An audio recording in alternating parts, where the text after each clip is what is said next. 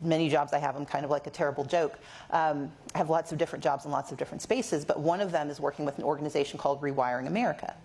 We have $858 billion, billion with a B, moving through the economy to electrify residential spaces.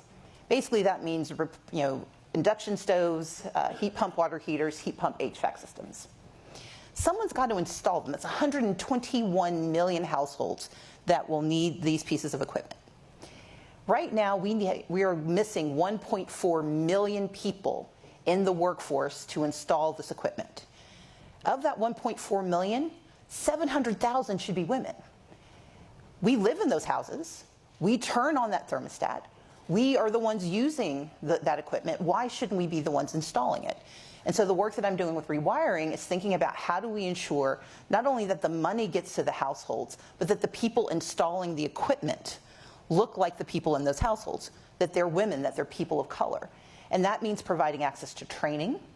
That means providing access to how the dollars actually move. Because one of the things we know is the strongest impediment to women and people of color entering different postures in the economy is they simply don't know where the door is. They want the pathway, they will do the work, they just don't know the secret knock, if they can find the door, if they know where the building is.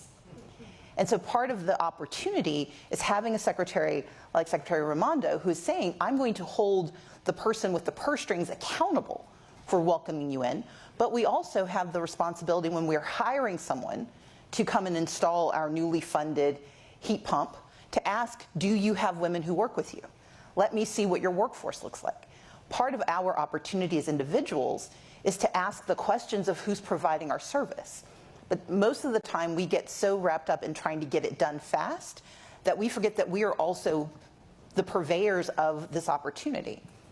And so I think about it always in this way. Where is the money coming from?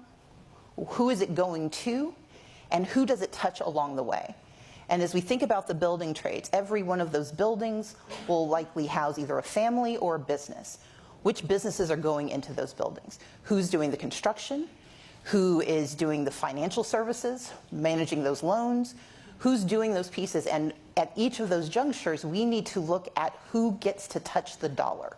If we do that, that is DEI in practice. We're not saying you can't touch it. We're just saying let's make sure that the different hands that are engaged look like the people that live in this country. Yeah, and I agree.